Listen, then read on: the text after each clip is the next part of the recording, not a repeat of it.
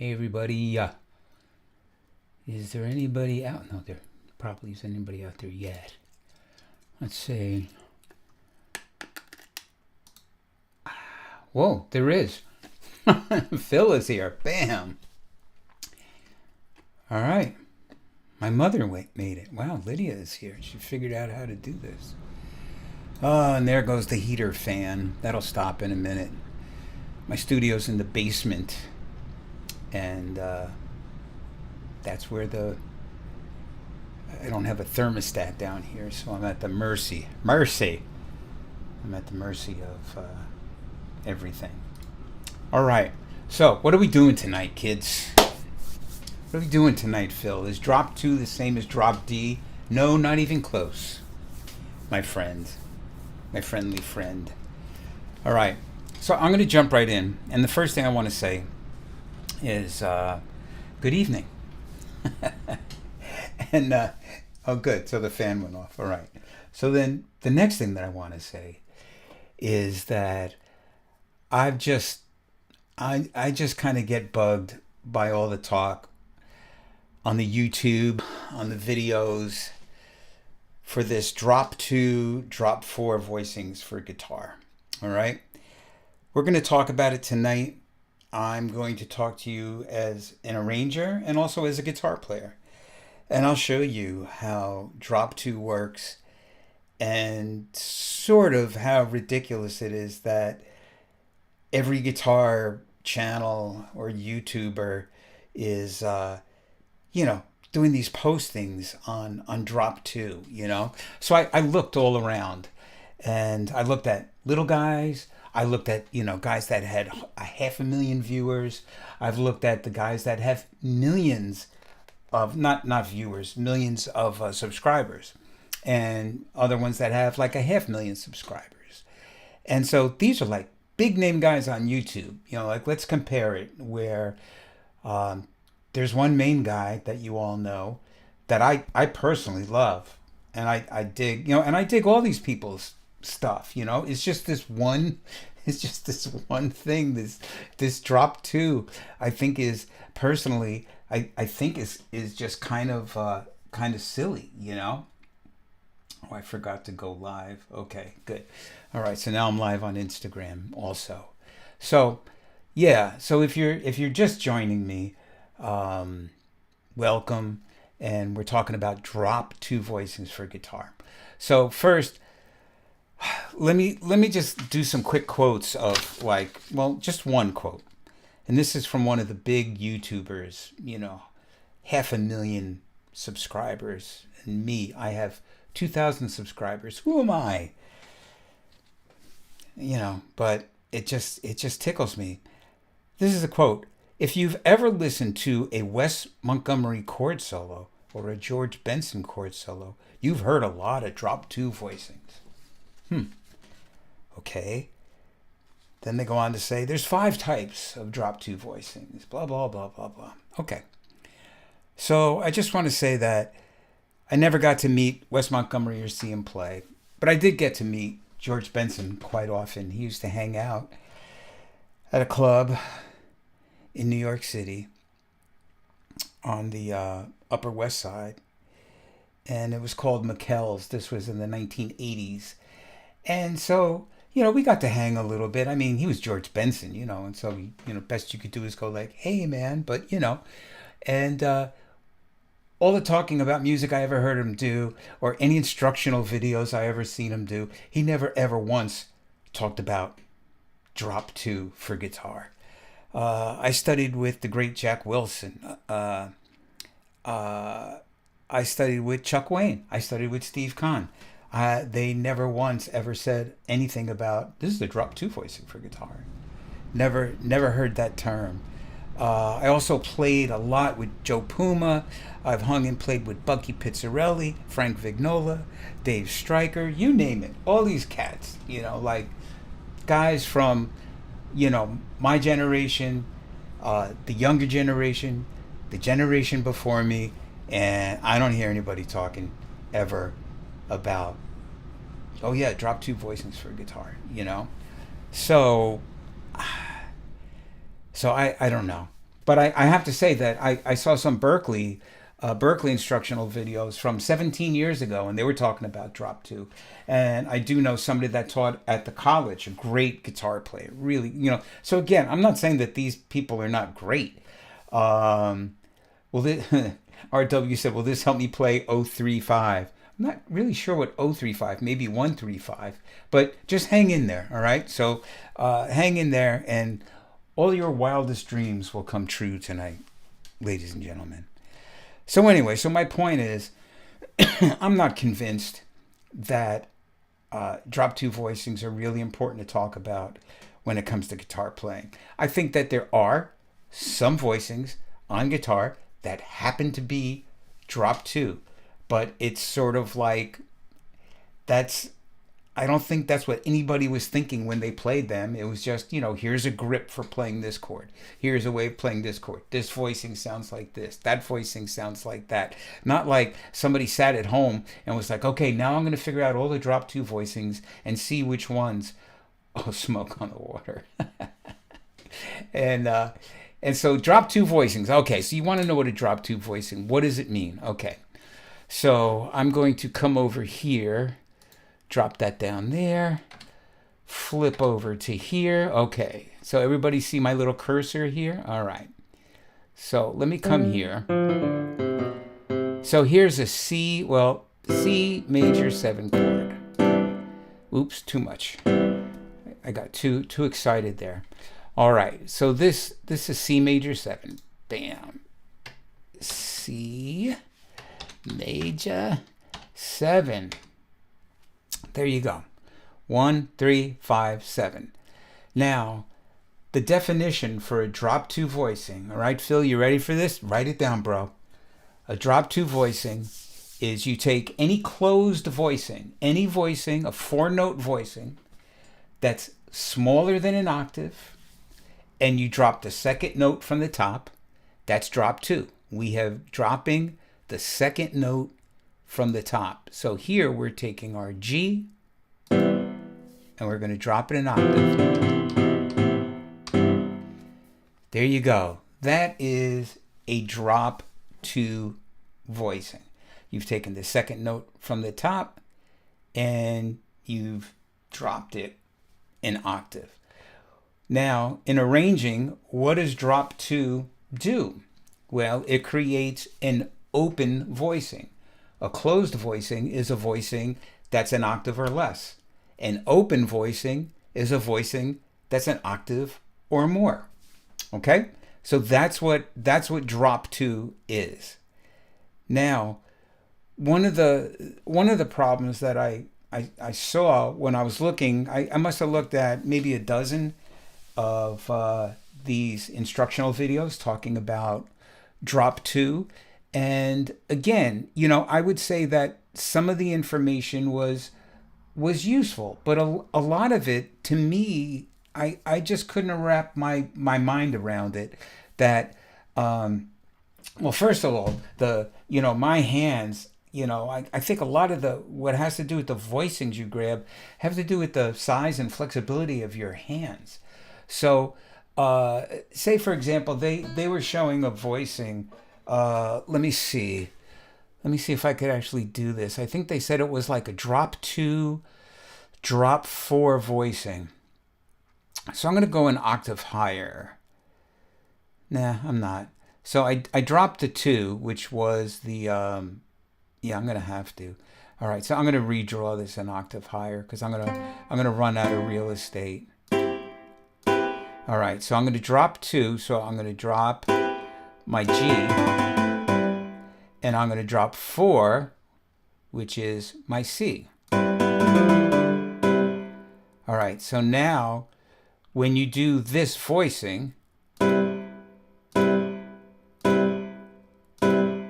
right, now let's see what this looks like when we drag it down and put it on some tablature and see what it would look like if we were going to play it on guitar. Let me see. I don't know. Let's go with this. All right. Let me see. see. Let me bring this up here. Let me bring the bottom note up.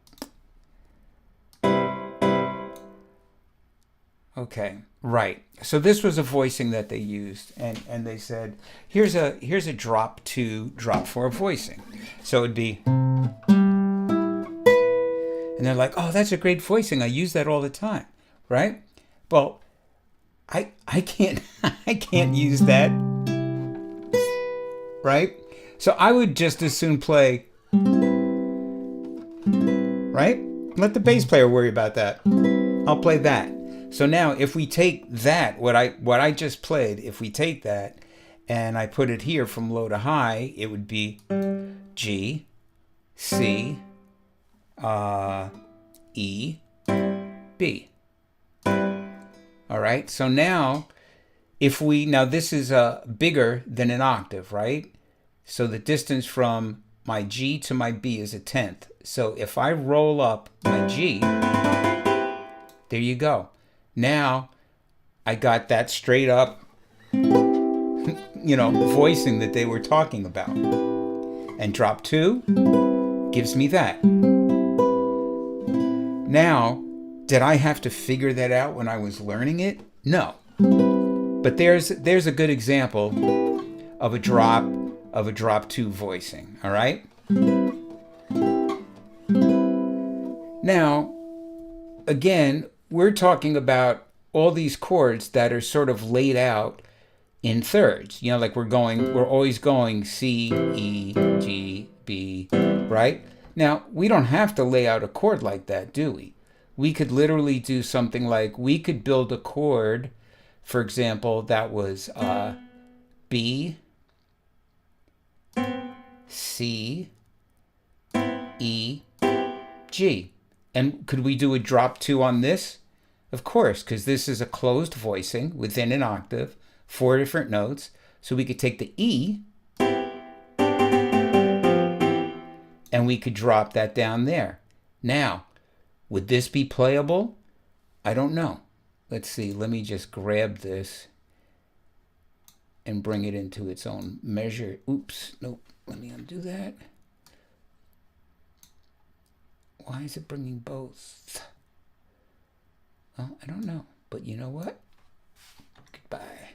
Okay, so now if I took this and I dragged it down here, I don't even know. Let's see. I'm going to say, just for the fun of it, 5th. Oh, that looks horrible. So let me drag up these notes here. Come up here, up here, up there. All right, so now if we did it 4 in a row, we would get the 7th, well, 7th fret. Oh, here.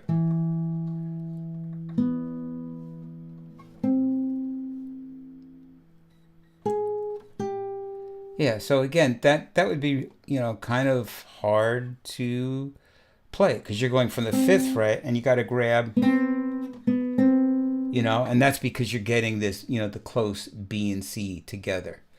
So the whole thing with drop 2 and drop 4, drop 2 is that, okay, so sometimes you hit a winner, but a lot of times you don't. And this just so happens to be a drop 2.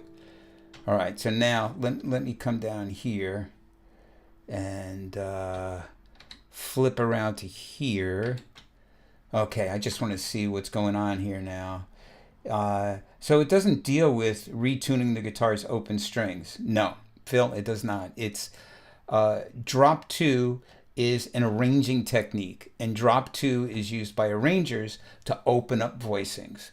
Now, let me just take a minute and I'll show you, well, no, let me show you one more guitar thing. All right, I'm going to show you one more guitar thing. All right, so now if we come back here and let me just clear all this out. Okay, and clear all this out. All right, so now they talk about drop 2 and drop 4. Yeah, all right. And I'm going to do reverse now. So they say that falling in love is wonderful. So they say that this chord, C, G, B, E, I think they say that that is a drop 2, drop 4. And here, let me drag it down into tab for those of you that can't relate that to the guitar. So that's the major 7 chord you all know and love, root on the 5th string. Now, if we take this chord and we roll it up, okay? So we're gonna, let's see what we do here. We take this C, we roll it up an octave. Okay, so this is the voicing that they started with. So this, if you start with this voicing and you drop the second note from the top, it ends up with this. But how do you know to start with this voicing? You know, because we can't play that. Well, I feel pretty. So if you drop that C down, that's when you get that drop 2 from a closed voicing, but that closed voicing is not built in thirds. So again, the more I look into it, the more it just seems like people are hammering away at square pegs into round holes, and occasionally it works. Like, okay, yes, this is a drop 2 voicing, but who cares? Because the voicing that it comes from, we can't play anyway. So I just don't understand what the point is of calling it a drop 2. I mean, could we call this something else? So let's see. So if this is closed, drop 2, yeah, it would just be a drop 2. So yeah, I mean, again, I'm just, if there's somebody out there that can enlighten me, please enlighten me, because I just don't get it. Hey, Jim Kerouac, bassist, yes. All right. Is this Wonderwall? I don't even know what that means, but it sounds wonderful. All right. So Jim Kerouac, yeah. Well, welcome, Jim. We're in drop 2, hell. So some of the people that were doing the drop 2 did say some good stuff. All right. And again, I don't want to mention names because, again, these are all, I really looked at the big YouTube guys. So you probably, if you're a guitar player, you probably know all these guys. And if you're a music person on YouTube, you probably know a lot of these guys. RW said maybe with the wise placement of a capo, perhaps. I mean, but again, I just don't see how, I don't know.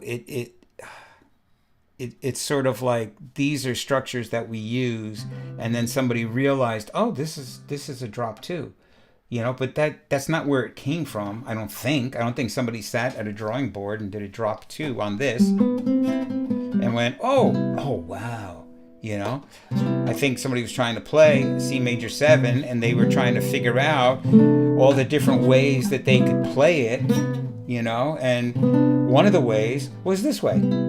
Oh, great.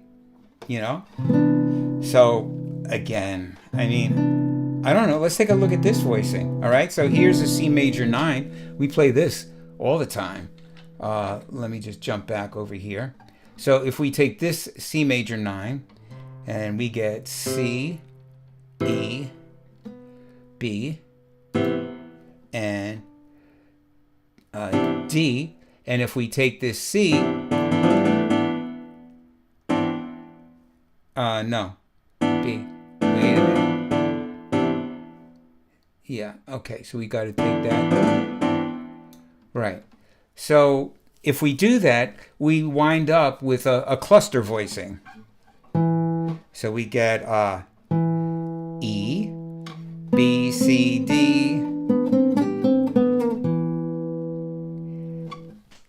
Okay, so that's a closed voicing. So I guess this is a drop 2 voicing. I mean, but again, like, so one of the guys from Berkeley, it was interesting. One of the guys from Berkeley was basically kept saying the same thing. He kept going, so what? So what? And he was like trying to teach what a drop 2 voicing was. And even he was going, this is ridiculous. Like, okay, it is, but like, and, you know, is it just like, to me, it just seems like a cool thing to say. Oh, yeah, man, drop 2 voicing. Oh, yeah, baby. Oh, I dropped 2 voicing. Wes Montgomery used drop 2 voicings. George Benson. I don't know. Again, my experience with drop 2 has been solely with arranging. All right, so now let me just check here and see if anybody's ranting here. Not a lot of ranting. Man, I think that there'd be people like threatening me. Drop 2 is the best, bro. What you talking about? You don't know what you're talking about. You only got like 2,000 subscribers, man. Who are you? Where you been? All right. So let me go back here. Now, gonna clear the decks again, and we're gonna compare 2 things. All right. So we're gonna come here, and one thing that I did like, and I do like about the thought of drop 2, is that it gets you thinking from the top down. Right? When you're dropping 2, it's the second note from the top, not the second note from the bottom. And in a way, that's good. My lesson this week was on blues changes in B flat, doing what I call top-down voicing, that we're moving a line on top.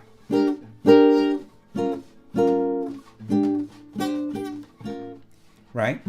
So this is sort of like at least introducing you to the concept of that, drop 2, drop 4, I don't know. But let's look at like a typical, say we're going to do a 2-5-1. All right. So let's go here. Boom. And we're going to do D minor 7, G7, oops, not and, G7 to C major 7. All right. What could be easier? What could be better? 2-5-1. All right. Now, if I'm an arranger, really what I'm thinking about is, are we harmonizing, the melody? Or is there a top line that we want to harmonize, right? So say we do have a top line that is, say, all right, that's our line. Our top line is going to be F, E, D, E. All right, that's going to be the line we're going to harmonize. Okay. So now, if I'm moving 4 voices, and again, this has so much to do with what instruments would I be writing for, what their ranges are, blah, blah, blah. So we're being very, very theoretical here, that we're writing for, we're writing for 4 guitars. Okay. And so if I was going to build from the top down a D minor 7, I have the third. Now, do I need the root? Maybe. Do I want to put the 7 and the root together? I don't know. And then I really just get one more voice, right? And that would probably be that. Okay? So just say that's what I got. All right, that's my first chord. Then my second chord is going to be a G, but I'm going to have a D as my top note. So that's the 13th. So now let's say I build down from that.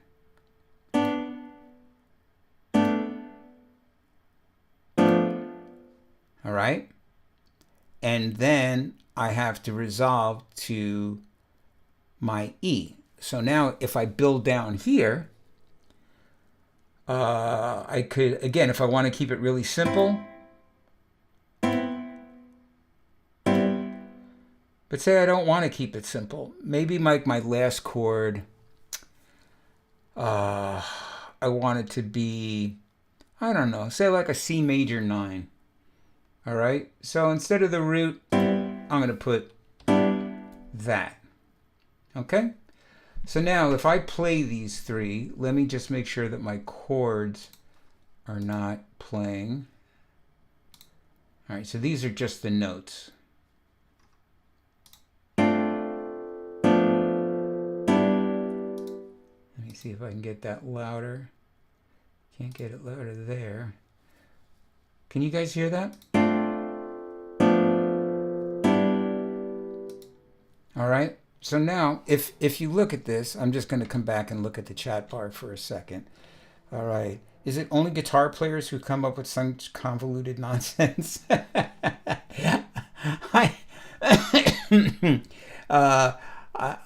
don't know, but right, it just seems so ridiculous.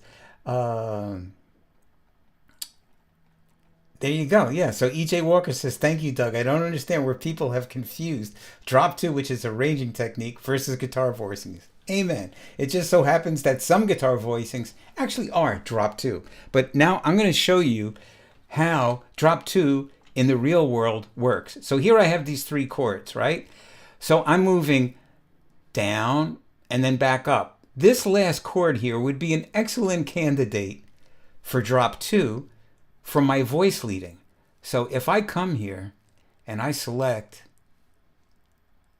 my D and I go like that, now I end with an open voicing. And so if I selected each of my separate notes, you can't hear each note. I thought I could separate each note, but listen to the difference now. All right, now say you're going, that seems like a big leap down there on the bottom, right? It's a little weird, but it's a drop 2. Now say,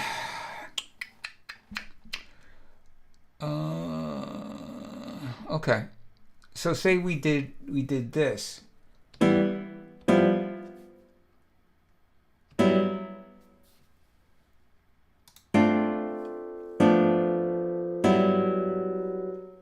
Now that's sort of like a Lydian sound, which for me, I kind of liked a little better than the D. For some reason, that D sticks in me. I'm not crazy about that, but you can see that is an open voicing. So say I go, well, I'm not crazy about this. How about I just come up with just another, how about just another voicing? How about this? It's got to be closed. What if we did, if I kept that and I put a 6, boom, boom, boom, boom, boom, boom. Oops. Get rid of that. All right, so now I have another closed voicing. It's less than an octave, and I have the 3, the 5, the 6, and the 9. And if I do a drop 2 here, I'm not sure that that's going to sound any better. But the cool thing is I'm going to have that rub going down. That may make it work. Yeah, it was better. But anyway, you could say this is how this is how arranging and using drop 2 works. That when you want to spread these out. So now let me just close these all up. And what was I originally using? I think I was originally using that. So now if we took all of these and say I copied this whole thing. I come here, copy all this, bam, bring it over here. So the first time I want it to be like this, and then the second time I want it to be a little different. So I'm going to drop 2 on all my chords.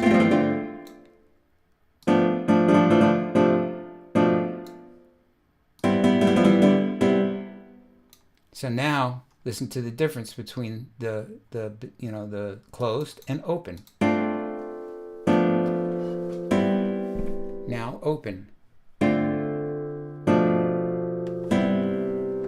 All right, so I've taken the same chords and just dropped 2, and it gives it a different sound. So in arranging, you might have, just say these were your trumpets, and so you had them all tight. Your brass was all, tight, and then your saxes you had, more open. I don't know, but that's where drop 2 can be used.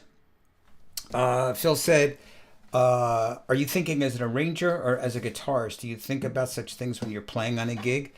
Okay, so now we're going to get to what I do as a guitarist, all right? Because that's really what I want to look at here, where all this stuff about drop 2 and everything does not really serve you on the bandstand. I'm going to show you, thinking along those lines, what really is going to serve you as a player, and that would be this concept of voice leading, of course, because that's what we were just dealing with. We were dealing with moving voices. So if we're playing like this, we're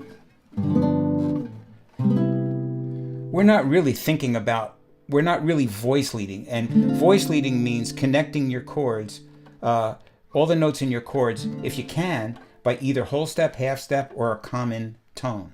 So if I have to go from D minor to G7, one of the easiest ways to make a smooth connection is, say, to play like a D minor 9, a D minor 11, and then just the flat 5 sub of G, which would be D flat 9, and then a C6 9,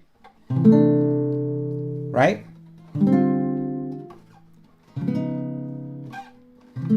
Or I could even do the drop 2 voicing, and that's all smooth chord voice, voice leading. So let me show you what that looks like. So now here we're still doing a 2-5-1, and I'm just going to call these D minor 7, G7, and C, because that's basically what they are. But we're making them more fancy, right? So here, our D minor 11, this is all built up in fourths. I don't even got to think. Just if you move up in fourths, there you go. You got the first chord. And then here, this is going to be my D flat 9 subbing. I guess I should put that there. Subbing for the G. Filling in tonight is the D flat 9 chord, filling in for the G7 in place of. All right, so then here, my D flat 9 is built up with the root, the third, the 7, and the 9, I think. Oh, it's all D flat, sorry. Yeah. F natural. C flat, which is, C flat is B, but, we're being super technical here. All right, so there's technically a D flat 9, and then let's use the drop 2, C major 7. All right, and you'll see if I drag all this stuff down here, I think the lowest fret should be the 3rd. And let me get rid of the extra chords. Bam, boom. Okay, so now you could see that I'm not moving by more than a fret, not more than a whole or a half step away.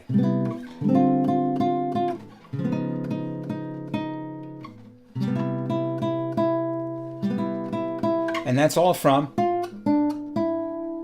right? So now, what if our top note changed? And now our top note became this. Now our top note was A flat, G. Now that would make me think of different chords, right? So I still could go with this,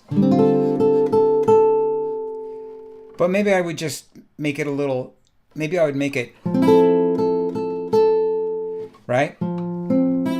I would make it a D minor 9, no root, that flat 5 sub, or I could let's do something different this time. And then the G13 flat 9, and then C6 9.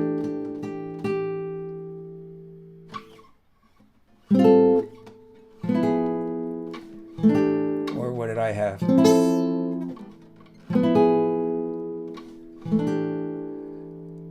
So if I use these, if I use D minor 9, D minor 9, oops, G13 flat 9, will you give me that? No, sort of. G13 flat 9, and then C6 9. C6 9. All right, so now my D minor 9 is going to be F, C, E, and then my G13 is going to have the 7th, right? The 7, the 3rd, the 13. There you go. Yep. And then my C6 9 is going to be fourths again, right? Should be. Did I do that right? No. There it is. All right. So there. So that's how I would do those. So there's two different 2-5-1s, and I didn't think about anything regarding drop 2 or whatever. I thought about a line, right? Oh, E flat. Oh, that's it. Sorry. And then my other line. So you see that's the secret of good voice leading is that connecting by either whole or half step. Now, are you guys still with me? You still hanging in there? Let me look over and see what's happening. All right, we got 3 people over on well, at least in the chat. We got 3 people over on Instagram. And so yeah, if you're still with me, jump on the chat bar. Let me know that you're hanging in here. All right. So now, does this make sense to anybody? Is everybody cool with this? Let me bounce back over here to Finale, which by the way is going out of business. There is no more Finale, and that actually answers a lot of questions because. It answers a lot of questions because Finale was getting weird with the updates on my Mac, and now I know why, because they're just not writing the code anymore. And apparently when I do the next iOS whatever version, the next up, that's going to be it. It's not going to work. So we have to use this new software, Dorico. And I'm so excited and happy. Not. But now let's listen to this whole jammy. All right, same 2/5. Okay, let's do it again.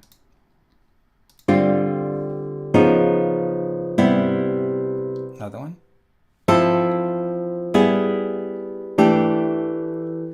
All right. So my point being that EJ Walker gave me a thumbs up. Okay, good. So you're in there with me. All right. So basically, that's what I'm talking about. That this stuff is where it's at. This voice leading, moving a line.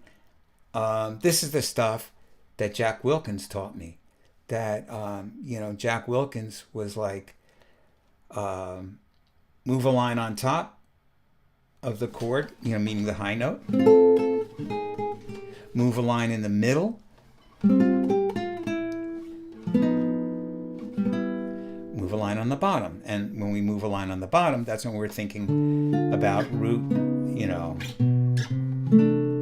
bass movement, And so to me, the payoff one is the line on top. And as a little exercise, I kind of just did this myself, and I saw somebody else actually on one of their Drop 2 videos talking about this, and I was in 100% agreement that you pick any chord and try and do a voicing with as many notes as you can on top of that chord. And you're not thinking about inversions or drop 2 or drop your pants or anything, right? Now what's kind of interesting, I think if you pick a dominant 7 chord, that you might be able to do a chromatic scale on top. For example, if I pick F7, okay, so there's my F. I could put a flat 9 on top, right? I could do this 13 thing. Then I could do a 13 with a 9. Then I could do a sharp 9. The third. And then the fourth would just be a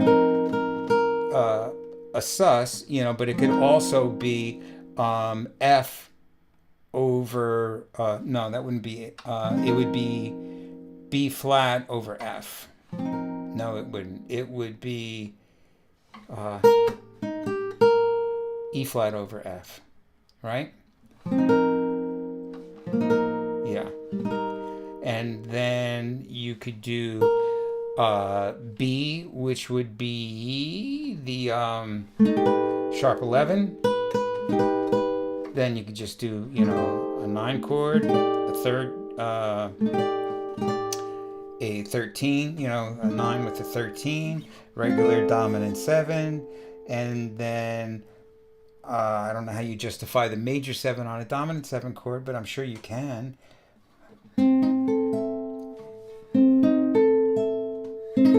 Woo! So yeah, so you could build all these chords and see how many notes you could put on top. Now that's just the first string. Then you can come back, right? And whatever, and just keep going. So yeah, it's fun. It's fun. And that's what you should be thinking about. I think that's what Wes Montgomery was thinking about. If you take a look at his chord stuff, he would move chords around, and then if he had to go from here, sometimes he would just go. He would just use diminished chords as passing, and that's cool. I doubt he was thinking that they were a drop 2 of something. So yeah, and again, it really comes down to being able to hear these things, and ultimately it comes down to starting with listening to these things. Hear somebody do something that you're like, ooh, I want to learn how to do that, and try and imitate that and figure out what it is and then use it and then make it your own. But voicings on guitar are not about drop two and arranging techniques. They're not. It's about how big your hand is. What can you grab? What can you physically grab on the guitar? And what you like the sound of, and also who you like to listen to and who you emulate, whose stuff have you copped or tried to anyway. So I think that's all I got to say. I'm a little surprised that we didn't have a big rally here tonight of people for or against, but it was cool. I said what I had to say, and now it's out there, and you guys can check it out. Those of you that did not get to see the live stream, but you're seeing it after the fact, please feel free to weigh in and let me know. Lisa Johnson says, thanks. My brain hurts a little, but it's interesting. Well, thanks, Lisa. You're a trooper, a real trooper. I appreciate that. And yeah, so that's it. And don't forget that every Tuesday night, I'm doing a live stream every Tuesday night, and it's nothing like this one. It's a music-packed adventure in either about a famous composer or a style of music, or it could be an all-request night, all kinds of stuff. So please be sure to visit my website and also, of course, my YouTube channel, and please subscribe if you haven't. And like I said, don't be shy to drop me notes and to weigh in. Just don't be just mind your manners and say what you got to say, and we can all dig it, because like I said, these guys that I checked out are authorities, and I just happen to not totally agree 100% with everything. That's another thing in general. It's okay to question stuff and to wonder and to try and figure something out for yourself. All right, that's it. I'm going to sign off, and I thank you for watching. And until next time, next week, I'm here every Tuesday doing the playing. Every Friday, unless I have a gig, I'm going to be here doing some kind of theoretical thing. All right. So that's it. Until Tuesday, I wish you a lot of love, peace, and just a little bit of chicken grease. All right, man. Be well. Bye.